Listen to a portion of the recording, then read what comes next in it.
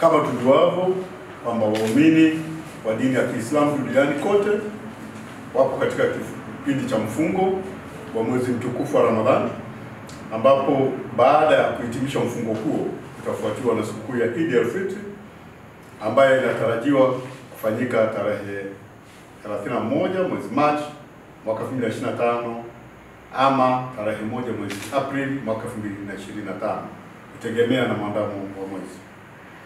Katika kuadhimisha sikukuu hiyo, Jeshi la Polisi mkoa wa Kusini Unguja limejipanga vema ili kuhakikisha linadhibiti hali ya usalama na matukio ya matishio ya kiusalama yasijitokeze katika himaya yetu, ambao mara nyingi watu wengine wahalifu wanatumia fursa ya sikukuu kama hizi ili kutimiza malengo yao ya kihalifu.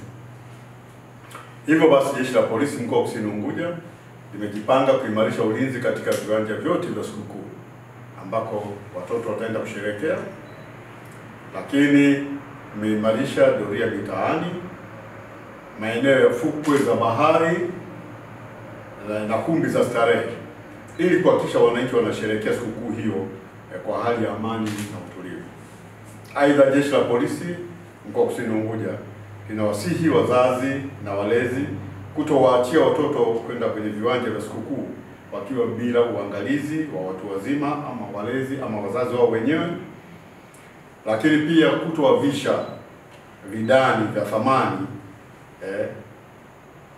ambavyo huweza kuwashawishi wale wahalifu kuwaibia, lakini pia kuwavisha nguo zenye staha, nguo zenye maadili mema ili waweze kusherehekea sherehe hizi huku wakitunza maadili ya nchi yetu.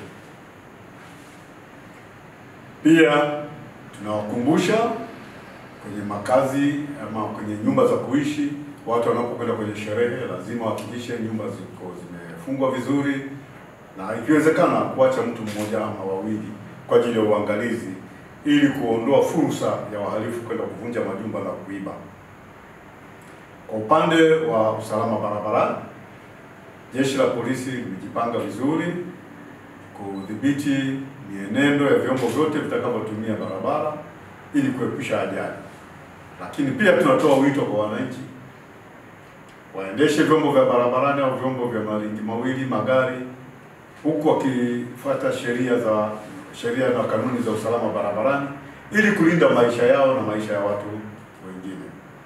Aidha, tunawasihi madereva wote wasitumie kilevi wanapoendesha magari, wasiende mwendo kasi, lakini waepuke kuyapita magari mengine ama kuovertake bila uangalifu, ili sherehe zetu ziende kwa amani na zikiisha kwa amani itakuwa ni jambo la heri zaidi.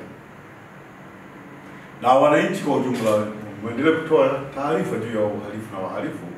Kwa kushirikiana na Jeshi la Polisi tunaamini kwamba Eid al-Fitr bila uhalifu mkoa wa Kusini Unguja inaweza. Tembelea YouTube channel yetu VOP Online TV kwa habari moto moto. Subscribe kisha bonyeza alama ya kengele ili kuwa wa kwanza kupata taarifa zetu. Usisahau kulike, kucomment na kushare. VOP Online TV.